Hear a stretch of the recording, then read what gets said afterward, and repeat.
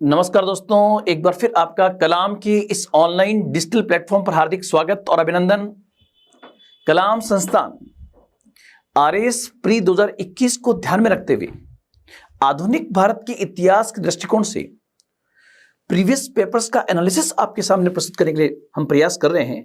इसी कड़ी में हमें एक एक प्रश्न और साथ ही साथ आरएस 2021 में उसी टॉपिक से किस प्रकार से प्रश्न बन सकता है, क्योंकि कई बार प्रश्नों की रिपीट होने की संभावना होती है।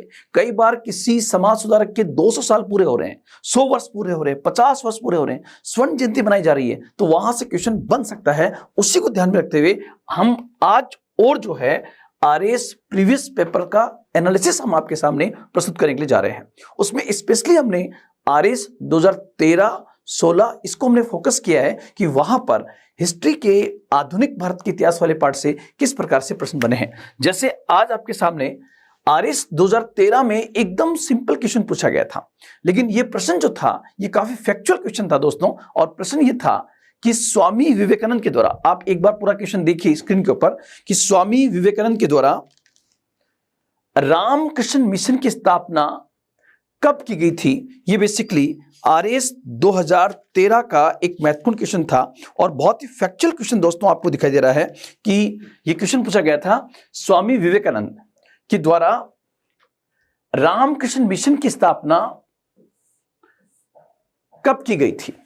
1892, 1898, 1897 और 1886। बहुत इजी क्वेश्चन था, लेकिन अगर फैक्चुअल डाटा आपको याद नहीं है तो वहां पर गलती होने की संभावना अधिक रहती है। यहां पर आप लोग ध्यान रखना, यहां पर 1897 जो है ये बेसिकली इसका उत्तर होगा। 1897 में रामकृष्ण मिशन की स्थापना जो है ये बेसिकली बड़नगर कलकत्ता के अंदर इसकी स्थापना हुई थी। तो आप लोग ध्यान रखना, बड़नगर कलकत्ता के अंदर इसकी स्थापना होती है। यह बहुत ही इंपॉर्टेंट पॉइंट था जो आपको यहां पर आना चाहिए दोस्तों। कुछ बुक्स में यही नाम जो है आप लोग ध्यान रखना, जो बड़नगर दिया गया है वहीं पर कुछ बुक्स अगर आप देखोगे तो वहां पर इसको बड़नगर की जगह पर कुछ और नाम से भी यहां पर जाना गया है। अगर जैसे आप देखोगे एक बुक में जिसमें बीएल ग्रोवर का नाम आता है, उस बुक में इसी को बेलूर भी कहा गया है। तो ध्यान रखना, यहां पर बड़नगर जो है बेलूर मठ भी यहां पर आता है, तो ये पॉइंट भी आप यहां पर ध्यान रखोगे। अब चूंकि ये प्रश्न पूछा गया है तब निश्चित रूप से आप ये कहेंगे कि सर यहां से और किस प्रकार से प्रश्न बन सकते हैं। तो सबसे पहले यहां से, जैसे अगर मैंने कहा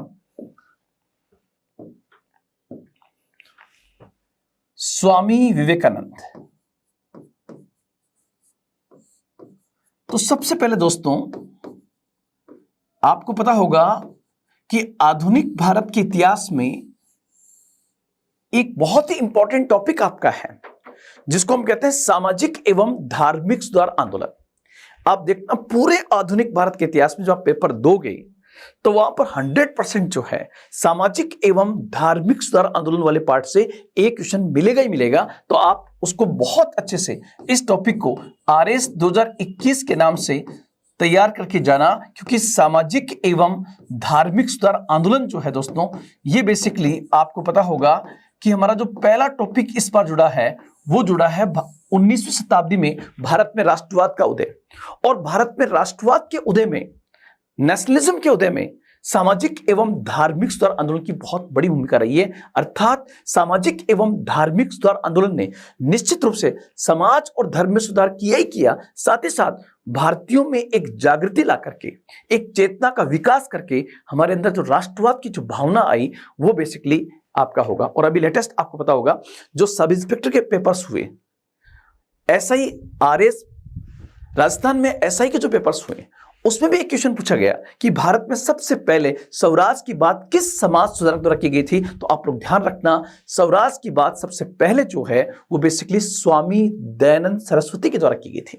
तो ऐसे हम जब एनालिसिस करेंगे तो यहीं से आपको मेरी इस विश्लेषणात्मक क्लास से भी आपको कई प्रश्न मिल जाएंगे। और साथ ही साथ जो क्लास में आपके सामने रिप्रेजेंट कर रहा हूं दोस्तों, उसमें आप लोग ध्यान रखना, इस क्लास से पहले कलाम की पूरी टीम एक पूरा एनालिसिस करती है कि सामाजिक एवं धार्मिक सुधार आंदोलन के इस पार्ट से किस प्रकार से आरएस 2021 में प्रश्न बन सकता है, इसके पीछे पूरी हमारी एक टीम काम कर रही है और वहां से प्रश्न क्यों बन सकता है इसका भी एनालिसिस किया जा रहा है। इसलिए कई बार दोस्तों जो हमारी, जैसे मान लीजिए मेरी 4-5 क्लास आधुनिक भारत के इतिहास के प्रीवियस पेपर एनालिसिस पे होगी, तो निश्चित रूप से उसका फायदा आपको मिलेगा कि उससे आपका न केवल रिवीजन होगा बल्कि आपके आत्मविश्वास को बढ़ाने के अंदर भी ये क्लासेस अहम रोल अदा करेगी, ऐसा कलाम संस्थान का सोचना है।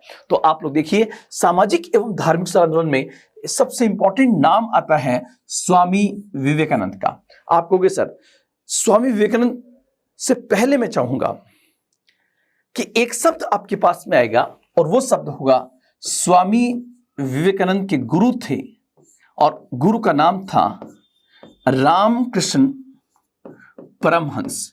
क्योंकि जिस गुरु ने इतने बड़े शिष्य को भारत को दिया, हमें उनको जरूर याद करना चाहिए। रामकृष्ण परमहंस जो है, वहां से आपकी एग्जामिनेशन पॉइंट से किस प्रकार से प्रश्न बन सकता है दोस्तों, उसका प्रयास हम करते हैं। रामकृष्ण परमहंस जो है वहां से कैसे क्वेश्चन बनेगा उसको अगर हम देखें तो सबसे पहले आप लोग ध्यान रखना 1836 में इनका जन्म हुआ था। 1836 से 1886, 1836 से 1886। तो उसमें एक ऑप्शन था 1882, ऑप्शन वो गलत होगा। 1897, क्योंकि उनकी मृत्यु के बाद वो रामकृष्ण मिशन की स्थापना करते हैं। एक बार आईएएस के एग्जाम में ये क्वेश्चन पूछा गया कि रामकृष्ण परमहंस बेसिकली क्या थे। तो दोस्तों ध्यान रखना, वो रामकृष्ण परमहंस जो है ये बेसिकली एक संत चरित्र व्यक्ति थे। रामकृष्ण परमहंस जो है ये बेसिकली एक संत चरित्र व्यक्ति थे। और कहां पर थे दोस्तों, तो ये कलकत्ता में दक्षिणेश्वर में काली माता का मंदिर है। दक्षिणेश्वर में जो काली माता का मंदिर है, उस काली माता के मंदिर में ये पुजारी थे। काली माता के मंदिर में ये पुजारी थे। तो ये पॉइंट भी आप लोग यहां पर ध्यान रखना। और यही क्वेश्चन मैंने देखा है, एक बार रामकृष्ण परमहंस से ये क्वेश्चन पूछा गया कि वो कौन सा प्रसिद्ध संत था जिसने ये कहा कि मनुष्य की सेवा ही ईश्वर की सेवा है। ये क्वेश्चन 2 बार यूपीपीसीएस में पूछा गया है। तो भविष्य में आपका इस प्रकार का प्रश्न आपके आरएस में आ सकता है कि किस संत ने कहा, तो आपका उत्तर होगा रामकृष्ण परमहंस। और यहां पर क्वेश्चन पूछा गया था क्या, कि मनुष्य की सेवा ही ईश्वर की सेवा है। मनुष्य की सेवा ही ईश्वर की सेवा है। ये बेसिकली किस प्रसिद्ध संत के द्वारा कहा गया था, तो दोस्तों रामकृष्ण परमहंस का। और ध्यान रखना, मनुष्य की सेवा ही जब ईश्वर की सेवा हम कहेंगे तो यहां से कौन सी बात झलकती है, तो यहां से आप लोग ध्यान रखना, यहां से सबसे इंपॉर्टेंट पॉइंट है मानवतावाद। यहां पर सबसे इंपॉर्टेंट पॉइंट जो है वो मानवतावाद, मतलब मनुष्य ही सबसे बड़ा धर्म है, इंसानियत सबसे बड़ा धर्म है, ये यहां से झलक रहा है। तो ये पॉइंट आप लोग ध्यान रखना। साथ ही साथ मैं आपको बताना चाहूंगा कि एक बार सब इंस्पेक्टर के एग्जाम में क्वेश्चन पूछा गया है कि भारत के किस संत चरित्र वाले व्यक्ति ने त्याग, ध्यान और भक्ति पे बल दिया था। तो यहां पर यह पॉइंट भी ध्यान रखना, त्याग, ध्यान और भक्ति को फोकस करने वाले प्रसिद्ध संत कौन थे, तो उत्तर होगा रामकृष्ण परमहंस। और सबसे बड़ी बात दोस्तों, इन्होंने जो कही कि मनुष्य की सेवा ईश्वर की सेवा है, इससे और स्वामी विवेकानंद जिन प्रश्नों का हल ढूंढने का प्रयास कर रहे थे, वो तमाम प्रश्नों के उत्तर उन्हें रामकृष्ण परमहंस जी के यहां से मिले। इसलिए उन्होंने इनको अपना गुरु मान लिया और इन्हीं की याद में आपको पता है वो रामकृष्ण मिशन की स्थापना करते हैं। तो ये तो हो गए रामकृष्ण परमहंस, क्योंकि क्वेश्चन पूछा गया था स्वामी विवेकानंद से और पूछा गया था रामकृष्ण मिशन के बारे में। उस रामकृष्ण मिशन की स्थापना स्वामी विवेकानंद करते हैं, किसकी याद में, अपने गुरु की याद में। और गुरु की याद में, और आपको ये पूछ ले कि रामकृष्ण मिशन जो है, जो मैंने अभी आपको बताया कि ये आरएस में पूछा गया था, रामकृष्ण मिशन ये बेसिकली किस काम में करता है, किस प्रकार के कामों करता है, तो आपका उत्तर होगा ये बेसिकली मानवतावादी कार्यों में लिप्त है। आपको सर मानवतावादी कार्यों में क्या होगा, जैसे घायल मरीज को अस्पताल तक पहुंचाना, ये बेसिकली आपका मानवतावादी कार्य में होगा। गरीब की सेवा करना, क्योंकि उनके गुरु ने कहा कि मनुष्य की सेवा ही ईश्वर की सेवा है। तो यहां पर ये पॉइंट आप लोग यहां पर ध्यान रखोगे। इसके साथ साथ मैं चाहूंगा कि Swami Vivekananda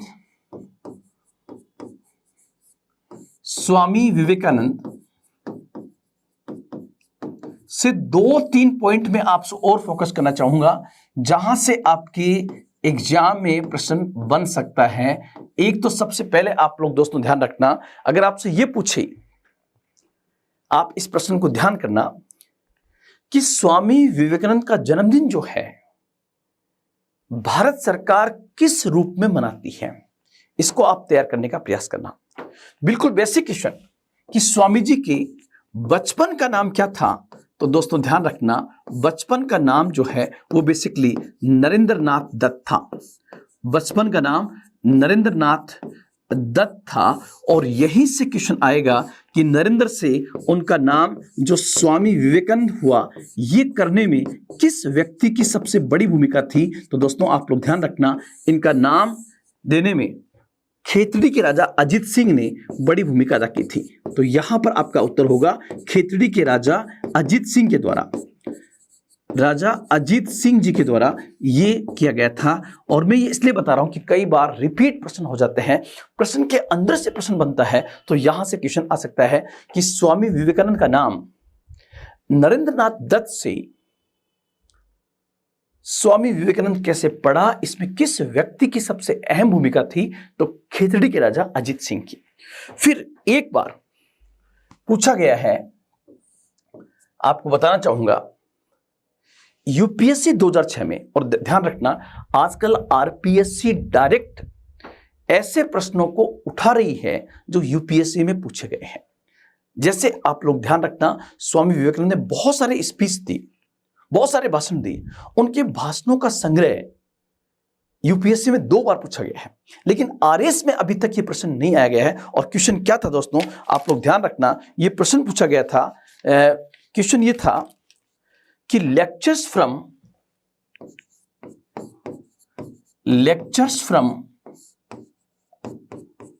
Colombo to Almora, lectures from Colombo to Almora किस प्रसिद्ध व्यक्तित्व के भाषणों का संग्रह है। यह बेसिकली सबसे पहले इस क्वेश्चन को यूपीएससी में पूछा गया था और बाद में मध्य प्रदेश पीसीएस में पूछा गया है, उत्तर प्रदेश पीसीएस में पूछा गया है। इसलिए आप लोग ध्यान रखना, आरएस 2021 के पॉइंट से भी ये क्वेश्चन आपका आ सकता है। Lectures from Colombo to Almora जो है, ये बेसिकली स्वामी विवेकानंद जो है उनके भाषणों का संग्रह है।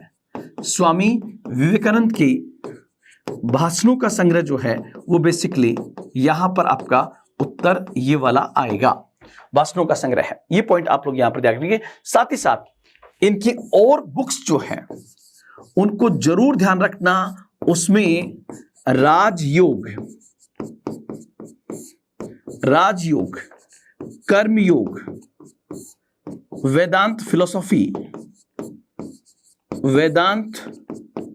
फिलोसॉफी, ये इंपॉर्टेंट है। राजयोग, कर्मयोग, वेदांत फिलोसॉफी। इसके साथ साथ दोस्तों ध्यान रखना, Vartaman Bharat, my master, the east and the waste,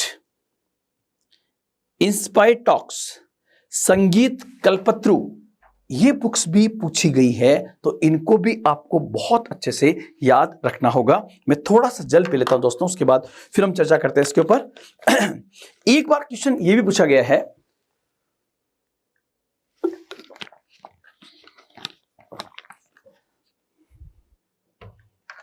simple सा क्वेश्चन कि मार्गरेट नोबेल कौन थी, मार्गरेट नोबेल कौन थी, यह प्रश्न भी पूछा गया है। तो ध्यान रखना, मार्गरेट नोबेल जो है वो बेसिकली स्वामी जी की शिष्या थी और स्वामी जी ने उनको नाम क्या दिया, तो उन्होंने नाम दिया था सिस्टर निवेदिता, नाम दिया था सिस्टर निवेदिता, ये नाम दिया गया था।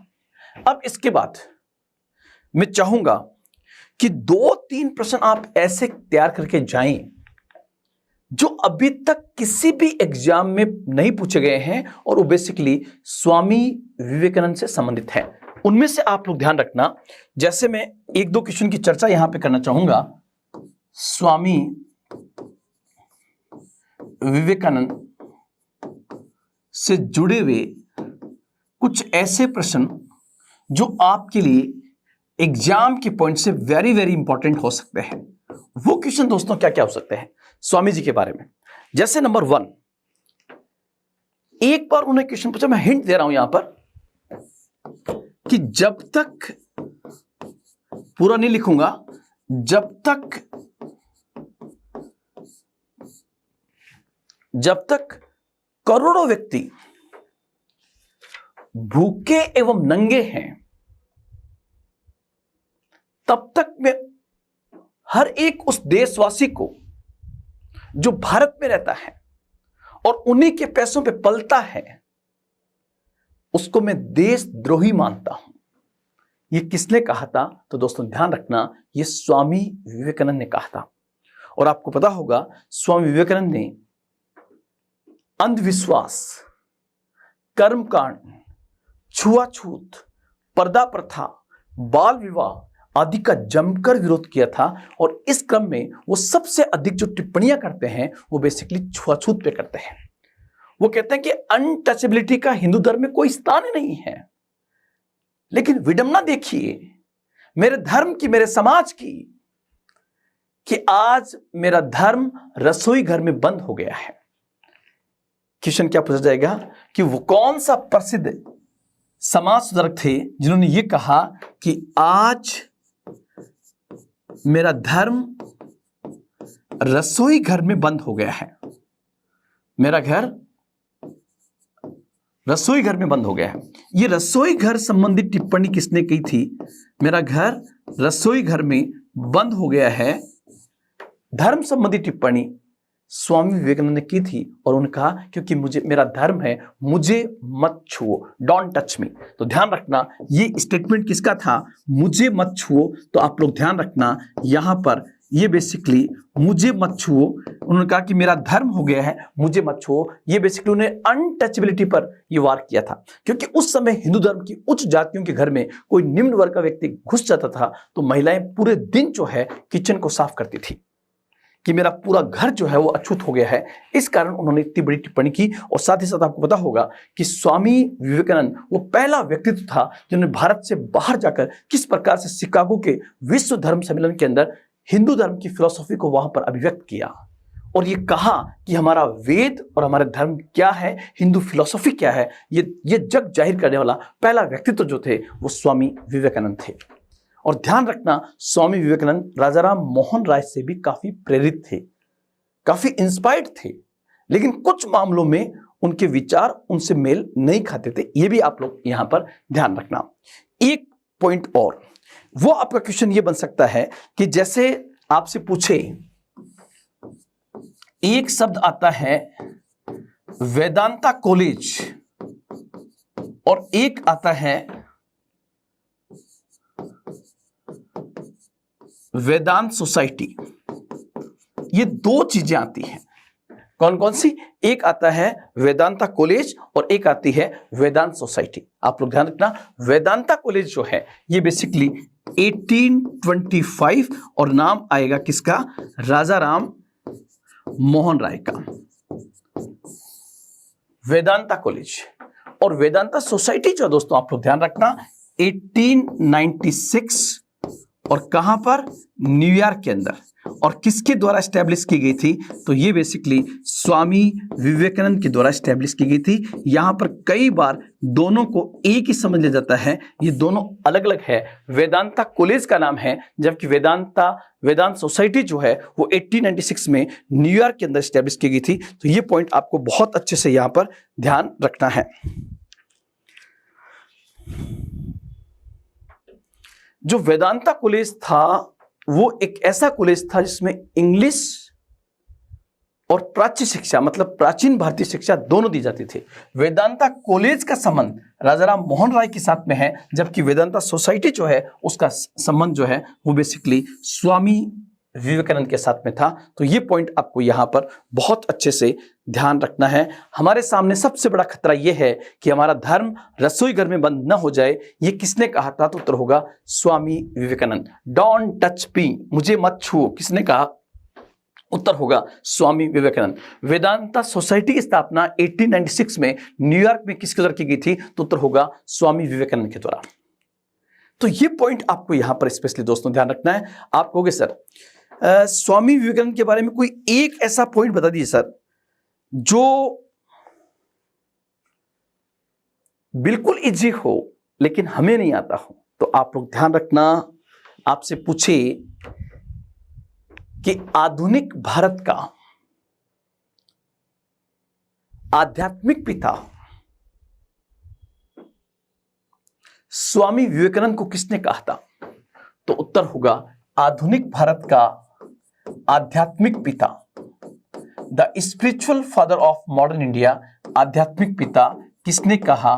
तो उत्तर होगा सुभाष चंद्र बोस ने स्वामी विवेकानंद को आधुनिक भारत का आध्यात्मिक पिता कहा था। यह एग्जाम में अभी तक क्वेश्चन नहीं पूछा गया है, इसलिए आप इस पॉइंट को बहुत अच्छे से ध्यान रखोगे। इसके बाद हम आगे बढ़ते हैं दोस्तों, आगे बढ़ते हैं और इसी से रिलेटेड कुछ और चीजें देखते हैं कि सामाजिक और धार्मिक सुधार आंदोलन के पॉइंट से सर हमें और किसको ध्यान रखना चाहिए। तो यहां पर मैं कहना चाहूंगा कि बेसिकली एक व्यक्तित्व ऐसा है जो एंग्लो इंडियन है और आरएस में अभी तक क्वेश्चन नहीं पूछा गया है। आरएस 2021 में आपको बता दूं आपका एक प्रश्न बन सकता है हेनरी विवियन डेराजियो से। हेनरी विवियन डेराजियो से भी आपका एक इंपॉर्टेंट क्वेश्चन बन सकता है। आपसे पूछे कि वह कौन सा प्रसिद्ध 19वीं शताब्दी का वो प्रसिद्ध समाज सुधारक कौन था जो बेसिकली एक एंग्लो इंडियन था। एंग्लो इंडियन का मतलब होगा कि इनके फादर जो है वो यूरोपियन थे और इनकी मां जो थी वो बेसिकली भारतीय थी। इनका जन्म 1809 में हुआ था और 1831 में मतलब मात्र 22 वर्ष की एज में इनकी डेथ हो जाती है। और आप देखिए इनकी 22 वर्ष की एज में डेथ हो गई और आज भी हम उनको याद कर रहे हैं। इसका मतलब इस व्यक्तित्व में बहुत जबरदस्त ताकत रही होगी। हेनरी विवियन डेराजियो के पॉइंट से आप आरएस 2021 के अंदर आरएस 2021 में केवल 3 प्रश्न करके जाइए। आप हो सकता है उन 3 में से क्वेश्चन आ जाए। नंबर 1 आपसे पूछे कि आधुनिक भारत का पहला राष्ट्रवादी कवि किसे कहा जाता है? आधुनिक भारत का पहला राष्ट्रवादी कवि किसे कहते हैं? The first famous nationalist poet of modern India. तो आपका उत्तर होगा हेनरी विवियन डेराजियो। साथ ही साथ दोस्तों आपसे पूछे कि यंग बंगाल आंदोलन किसने चलाया था? यंग बंगाल आंदोलन, ध्यान रखना यह क्वेश्चन यूपीएससी में पूछ लिया गया है। आपका आरएस 2021 में यह प्रश्न आ सकता है। साथ ही साथ वह कौन सा समाज सुधारक था जो एंग्लो इंडियन था और नारी शिक्षा का बहुत बड़ा समर्थक था? तो फिर आपका उत्तर होगा ये नारी शिक्षा के भी बहुत बड़े समर्थक थे। नारी शिक्षा के भी समर्थक थे। तो ये पॉइंट भी आपको यहां पर स्पेशली ध्यान रखना होगा। साथ ही साथ दोस्तों ध्यान रखना हेनरी विवियन डेराजियो ने मात्र 17 साल की एज के अंदर कलकत्ता के हिंदू कॉलेज में पढ़ाना शुरू कर दिया था और वो हिंदू कॉलेज में लेक्चरर थे।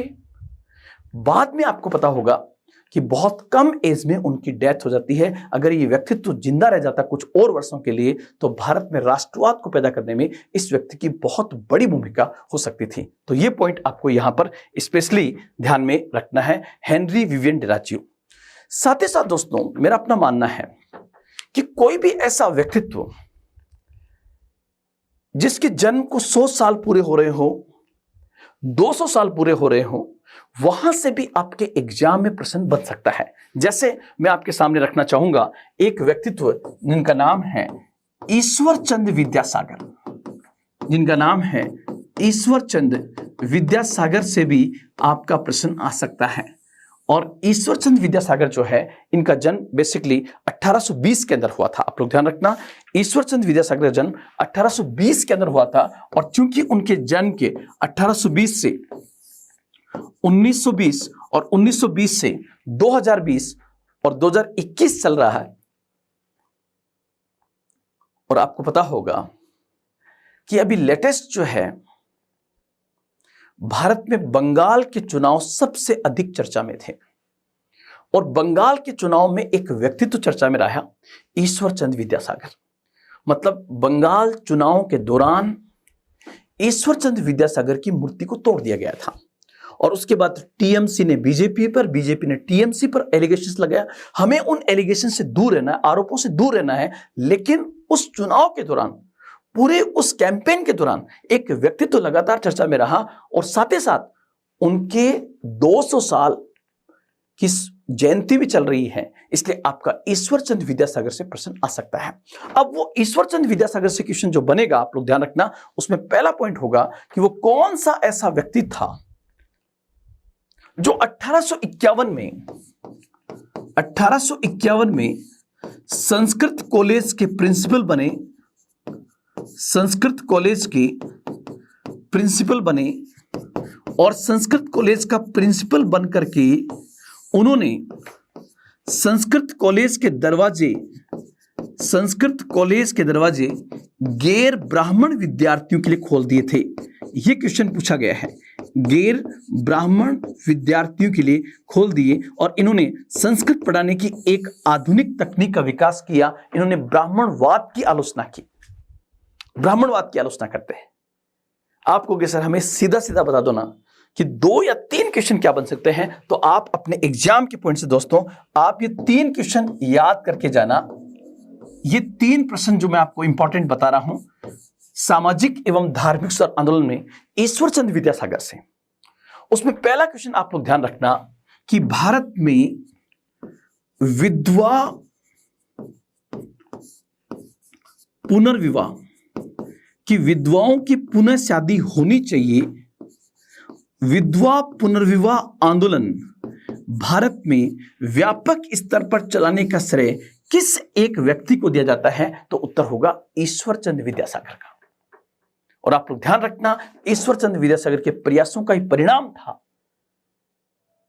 कि 1856 के अंदर 1856 में विधवा पुनर्विवाह अधिनियम पास हो गया, जिसके द्वारा विधवाओं को दूसरी शादी करने का संवैधानिक और कानूनी अधिकार प्रदान कर दिया गया था।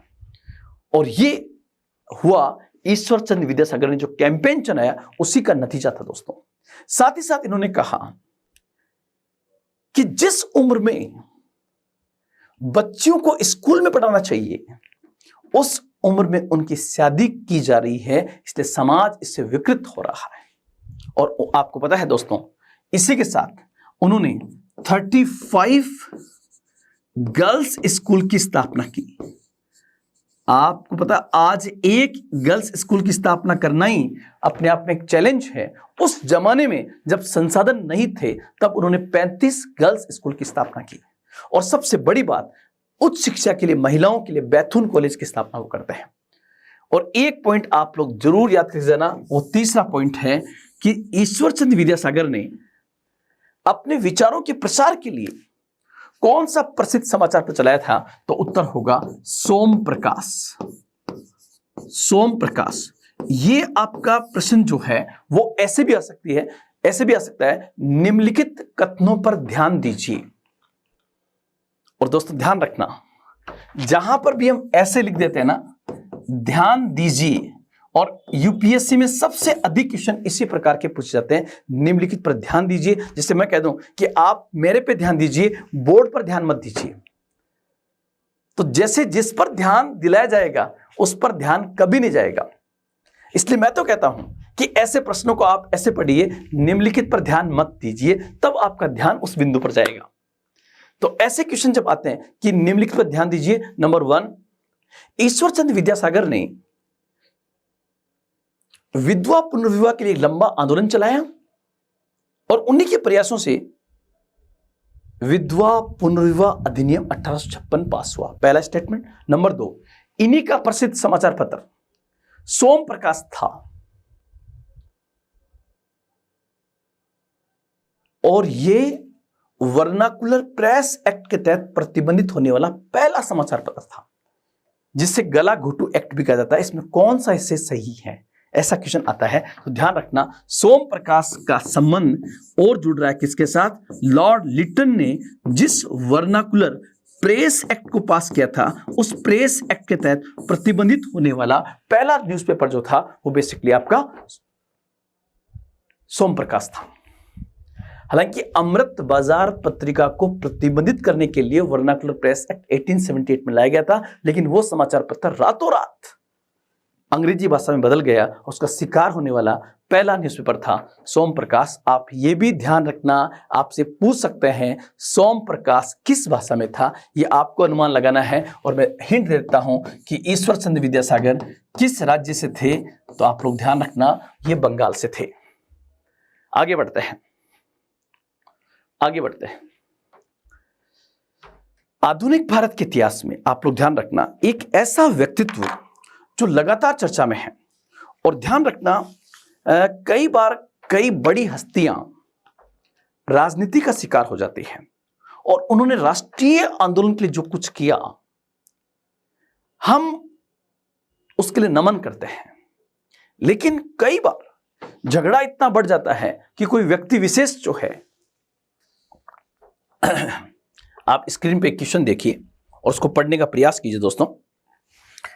प्रश्न आपके सामने है, निम्नलिखित कथनों में से कौन सा या कौन से कथन वीडी सावरकर के बारे में सही है?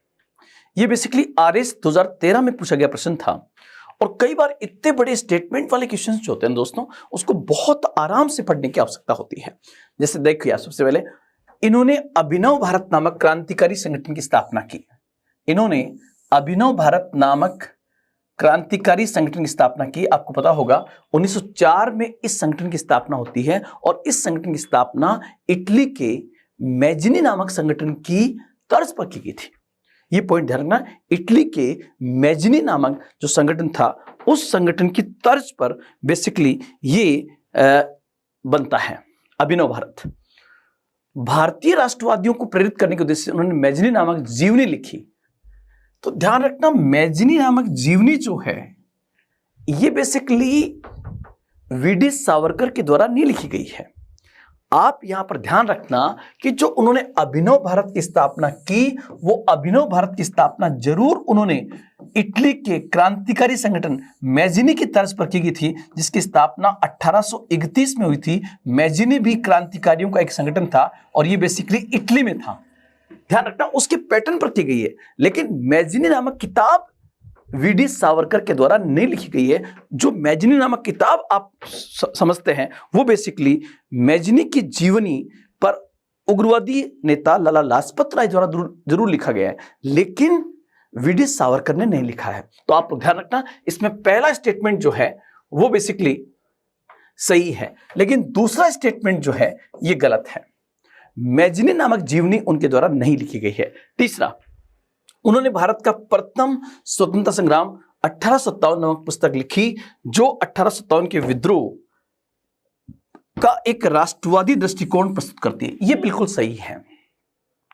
1905 के बंगाल विभाजन के पश्चात जिस प्रकार से भारत में राष्ट्रवाद हिलोरे ले रहा था, उस जमाने के अंदर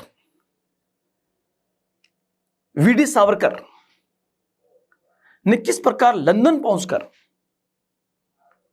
1857 के विद्रोह की स्वर्ण जयंती मनाते हैं, और 1907 एवं 1908 ये 2 वर्ष उनके जीवन के सबसे इंपॉर्टेंट वर्ष है, जिसमें वो पहले जयंती मनाते हैं। उसके बाद 1857 के विद्रोह की पुस्तक लिखते हैं, जिसका नाम था भारत का प्रथम स्वतंत्रता संग्राम, द फर्स्ट इंडियन इंडिपेंडेंस 1857। और ध्यान रखना दोस्तों, वीडी सावरकर की किताब जो है,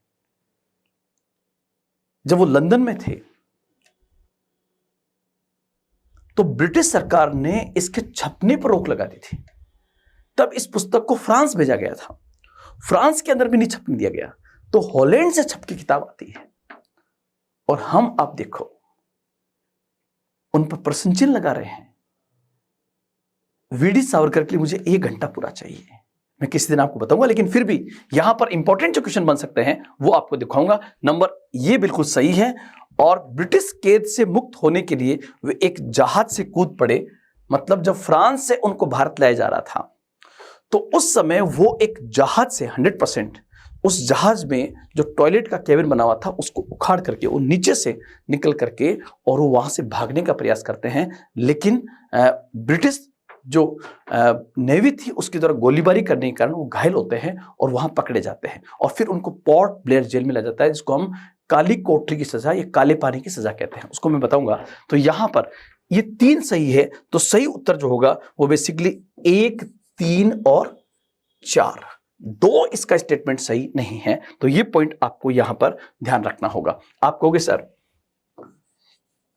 थोड़ा सा हमें वीडी सावरकर के बारे में और बता दीजिए सर। मैं चाहूंगा कि वीडी सावरकर से पहले थोड़ा सा आप यह भी जानने का प्रयास करें कि सबसे पहले वीडी सावरकर जो हैं वो बेसिकली भारत में किस फेज में माने जाते हैं। तो दोस्तों आप लोग ध्यान रखना, क्रांतिकारी राष्ट्रवाद जो है, क्रांतिकारी राष्ट्रवाद का जो प्रथम चरण है, जो फर्स्ट फेज है, उस फर्स्ट फेज के अंदर वीडी सावरकर का नाम सबसे बड़ा है। और ये फर्स्ट फेज जो है वो स्टार्ट कहां से होता है, 1897 से लेकर और लगभग 1917 तक चलता है, लेकिन इसका वास्तविक जो पीक टाइम है वो 1907 से 1917 तक माना जाता है। 1897 से स्टार्ट हो जाता है। अब यहां पर पहला क्वेश्चन, और ध्यान रखना क्रांतिकारी राष्ट्रवाद कौन थे, वे राष्ट्रवादी जिन्होंने कहा कि हम हिंसा के माध्यम से ब्रिटिश से मुक्ति का प्रयास करेंगे, हम हिंसा के माध्यम से, आतंक के माध्यम से ब्रिटिश में खौफ पैदा करेंगे, क्योंकि उनका मानना था, उनकी फिलॉसफी ये कहती थी कि लातों के भूत बातों से नहीं मानेंगे। अर्थात उस समय आप लोग ध्यान रखना, जिस समय क्रांतिकारी राष्ट्रवाद का प्रथम चरण चल रहा है उस समय वो उदारवादियों की अनुनय विनय की नीति संतुष्ट नहीं थे, साथ ही साथ उग्रवादी राष्ट्रवादियों से प्रेरित थे, क्योंकि उग्रवादी राष्ट्रवादी जिसमें नाम आता है लाल बाल पाल का, उनकी राजनीति से निश्चित रूप से वो प्रेरित थे और उसी के तर्ज पर, उसी पैटर्न पर चलने का उन्होंने प्रयास किया। अंतर केवल इतना है क्या कि उग्रवादी राष्ट्रवादी के विचार जरूर उग्र हैं, लाल बाल पाल के विचार जरूर उग्र है, लेकिन वो हिंसा के रास्ते की बात नहीं करते हैं। लेकिन क्रांतिकारी राष्ट्रवादी जो हैं, क्रांतिकारी राष्ट्रवादी वो कहते हैं कि हम हिंसा के माध्यम से ब्रिटिश सत्ता से मुक्ति का प्रयास करेंगे। तो आप कहोगे सर एग्जाम के पॉइंट से आप हमें कोई ऐसा प्रश्न 2-3 बताइए जो यहां से आ सकते हैं। तो दोस्तों आप लोग ध्यान रखना, इसमें आप सबसे पहले ध्यान रखना, पहला नाम वासुदेव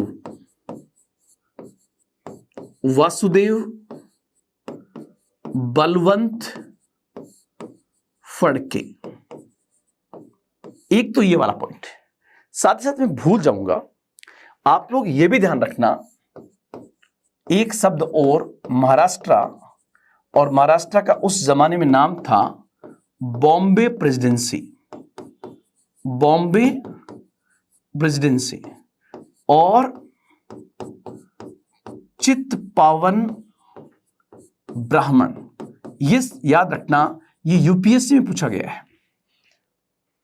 पहले बताना क्या सर, 2-3 पॉइंट में लिखना चाहूंगा ताकि भूल जाऊंगा। नंबर 1, नंबर 2 आप एक ध्यान रखना, चापेकर बंधु, चापेकर बंधु। एक आप पढ़ के जाना, मित्र मेला, अभिनव भारत, मित्र मेला, अभिनव भारत, वीडी सावरकर,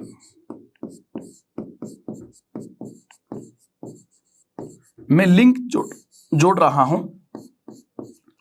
तिलक, Shyamji Krishna Varma,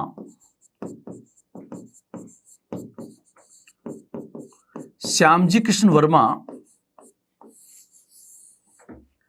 India house, India house, India England home rule society, और एक आप ध्यान रखना, इंडियन सोशियोलॉजिस्ट। ये पॉइंट भी आप ध्यान रखना, और यहां से आपको एग्जाम में क्वेश्चन मिल जाएगा, क्योंकि ये बेसिकली वो घटनाएं हैं जिनको हुए लगभग 100 साल पूरे हो गए हैं, और वहां से प्रश्न बनने की संभावनाएं ज्यादा रहती हैं। आप कहोगे सर जो आपने लिखा उसको थोड़ा सा समझा दीजिए। सबसे पहले आपसे पूछे, आप लोग ध्यान रखना कि आपसे पूछे कि अंग्रेजों की भारत में राजनीतिक शुरुआत कहां से हुई, तो बंगाल से। अंग्रेजों ने भारत के किस प्रांत का सबसे पहले शोषण किया, बंगाल का।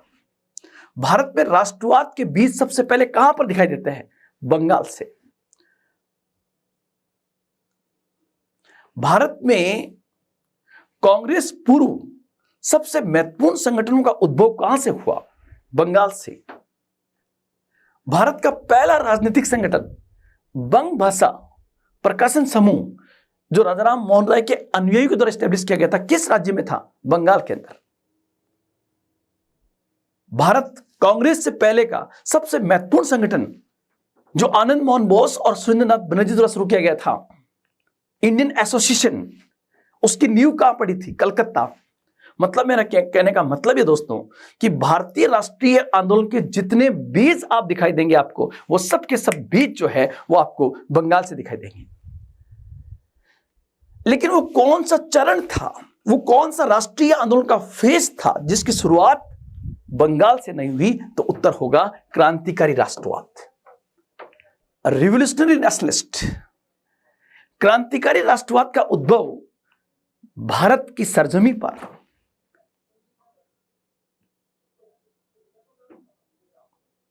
शिवाजी की जन्मभूमि से हुई,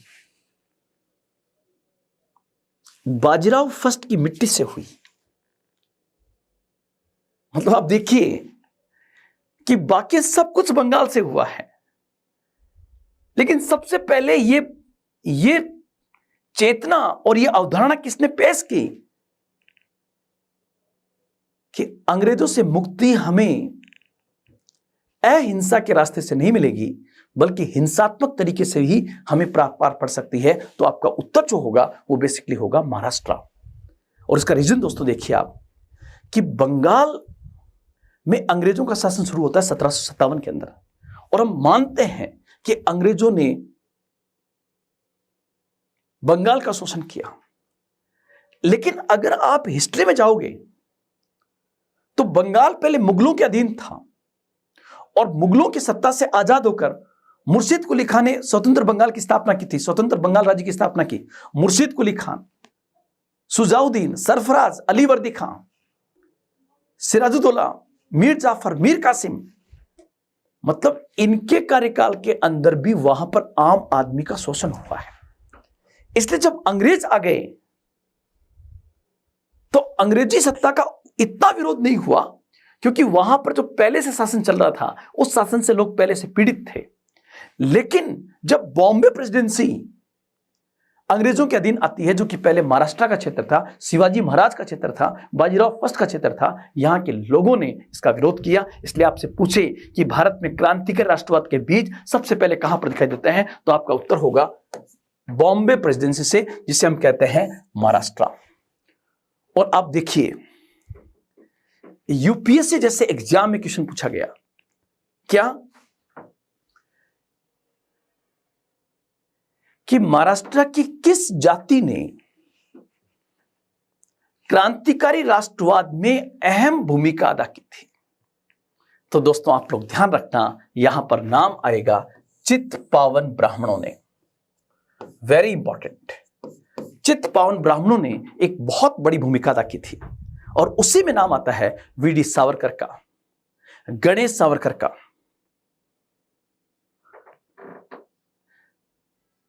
चापेकर बंधुओं का, बाल गंगाधर तिलक का, जिन्होंने राष्ट्रीय आंदोलन के लिए एक नई मिसाल को स्थापित कर दिया।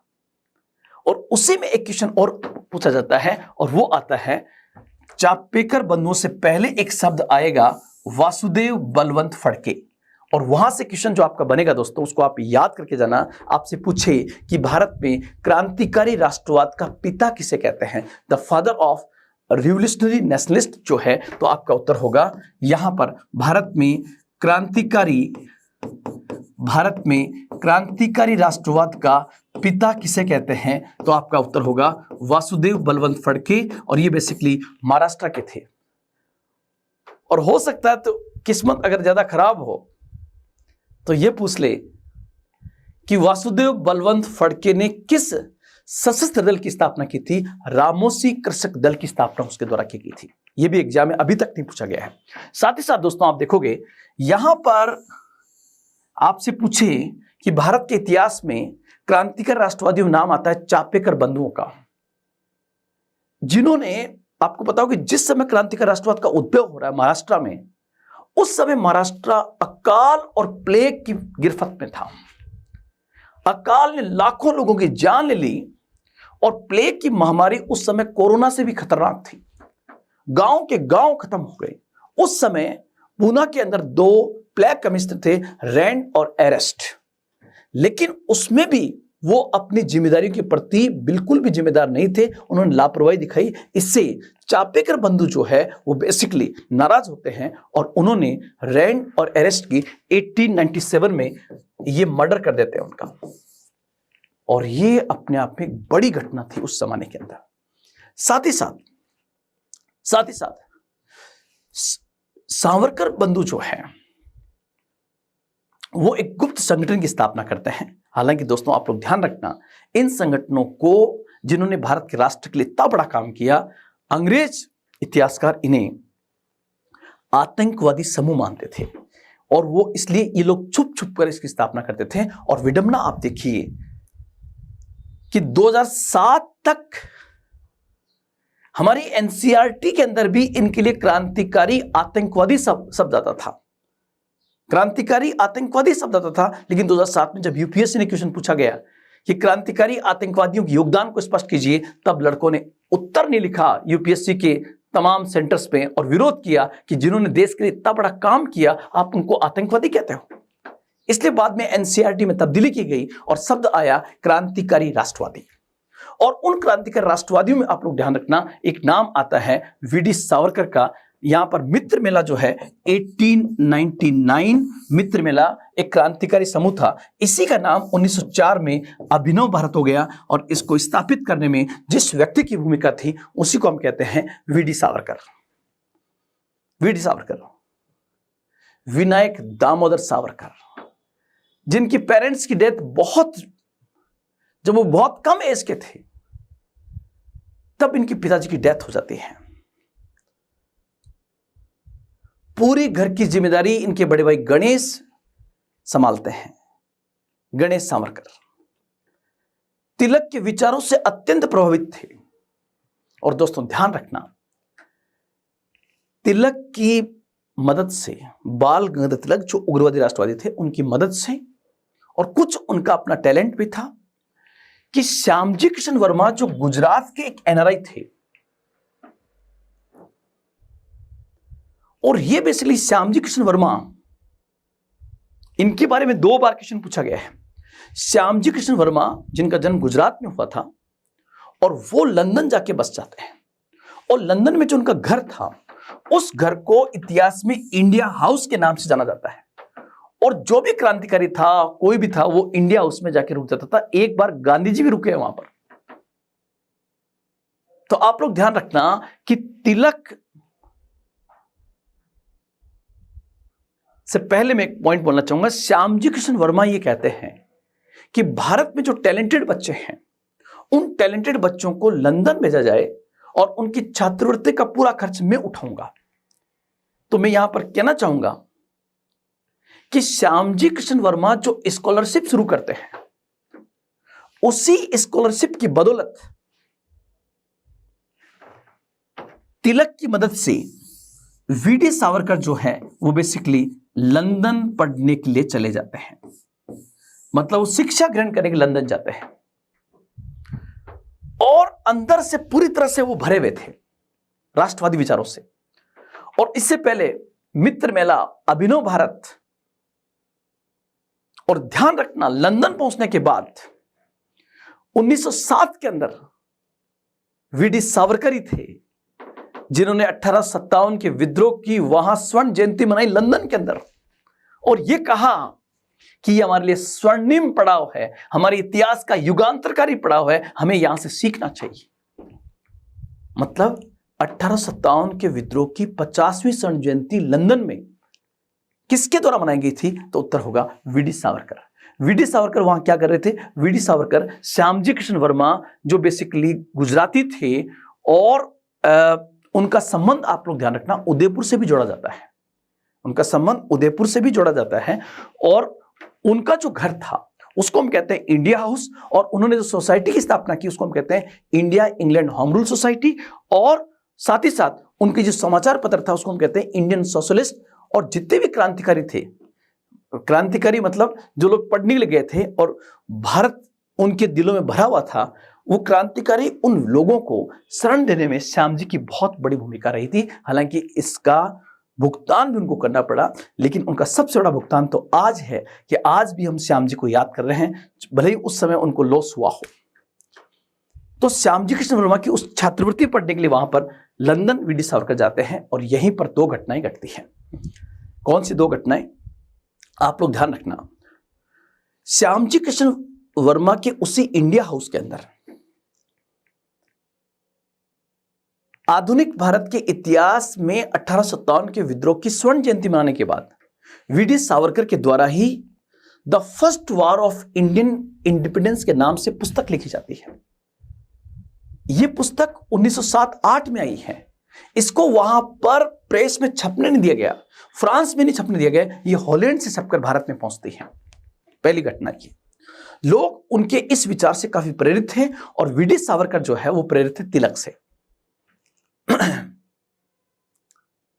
अब आगे देखिए आप, दो घटनाएं इतिहास में होती हैं इसी दौरान।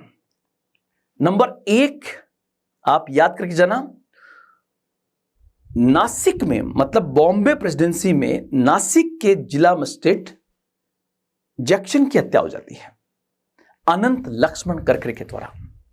कहते हैं कि वो अभिनव भारत से जुड़े हुए थे। साथ ही साथ 1909 के अंदर ही भारत सचिव, जो सबसे बड़ी पोस्ट हुआ करती थी उस समय की भारत की, सेक्रेटरी ऑफ इंडिया, उस सेक्रेटरी ऑफ इंडिया का पॉलिटिकल एडवाइजर था कर्जन वाइली। उस कर्जन वाइली की हत्या मदन लाल धींगरा करता है, जो बेसिकली किस हाउस का क्रांतिकारी था? इंडिया हाउस का मदन लाल धींगरा। मदन लाल धींगरा। तो यहां पर आप लोग दोस्तों ये ध्यान रखना, मदन लाल धींगरा का नाम। मदन लाल धींगरा जो है 1909 के अंदर लंदन में कर्जन वाइली की हत्या कर देते हैं।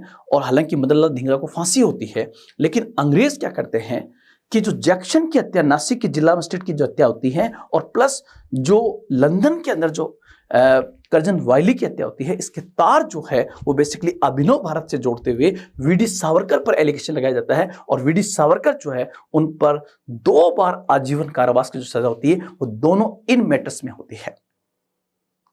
और जब उनको फ्रांस से लाया जा रहा था तो उसी समय वो समुद्र में कूदते हैं और वापस कोस्ट तक पहुंचते हैं, पकड़े जाते हैं, और वहां से उनको अंडमान निकोबार द्वीप समूह की पोर्ट ब्लेयर की सेल्युलर जेल में रखा जाता है। दोस्तों, वीडी सावरकर को लेकर बहुत सारे विवाद हैं, हमें उन विवादों में नहीं पड़ना चाहिए।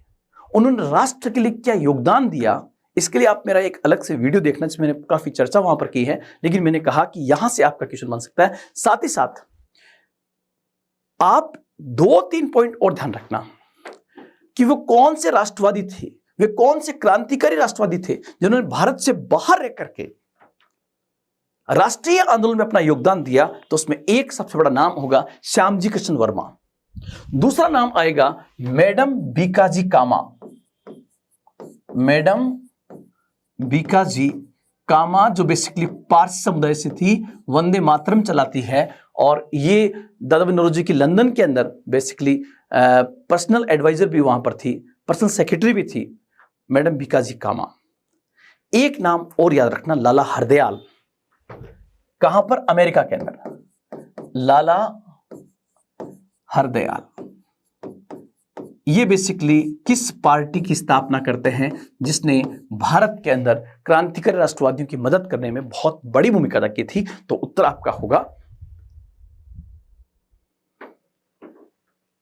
गदर पार्टी। गदर पत्रिका किन भाषाओं में छपती थी? गदर का हेडक्वार्टर कहां पर था? गदर की स्थापना कहां पर हुई थी? सैन फ्रांसिस्को के अंदर। ये तमाम पॉइंट्स को आप बहुत अच्छे से तैयार कर जाना। साथ ही साथ बंगाल की अनुशीलन समिति, वारिंद्र कुमार घोष, अलीपुर षड्यंत्र, इन चीजों को आप जरूर देख करके जाना, क्योंकि ये अभी चर्चा में चल रही है। बंगाल के चुनाव में ये कहीं ना कहीं चर्चा में आई थी, इसलिए यहां से आपका एग्जाम में प्रश्न बन सकता है। आज दोस्तों मैंने आपको 2 प्रश्न जो आए हुए थे उनके माध्यम से एक विश्लेषण प्रस्तुत करने का प्रयास किया। फिर हम इसी प्रकार कुछ प्रश्न लेकर आपके सामने हाजिर होंगे। कलाम संस्थान पूरी रिसर्च करके आपके सामने प्रश्नों को रखती है कि यहां जो प्रश्न पूछे गए थे वहां से फिर रिपीट किस प्रकार से हो सकता है, और अगर रिपीट नहीं होगा तो इनडायरेक्टली वहां से कैसे क्वेश्चन बन सकता है। साथ ही साथ हमने जो पूरी रणनीति बनाई दोस्तों, कलाम की पूरी टीम ने पूरी ताकत के साथ, पूरे विश्वास के साथ, पूरी प्रामाणिकता के साथ, पूरी उमंग के साथ, पूरी ऊर्जा के साथ हम काम कर रहे हैं कि यार किस प्रकार कम से कम वक्त के अंदर हम बच्चों को बहुत बेहतर किस प्रकार से दे सकते हैं। उसी टारगेट को लेकर ये आरएस प्रीवियस पेपर्स का एनालिसिस आपके सामने चल रहा है कि भविष्य में आपके क्वेश्चन किस प्रकार से बन सकते हैं। फिर मिलेंगे आरएस प्रीवियस पेपर्स के क्वेश्चनों के साथ। जय हिंद, जय भारत।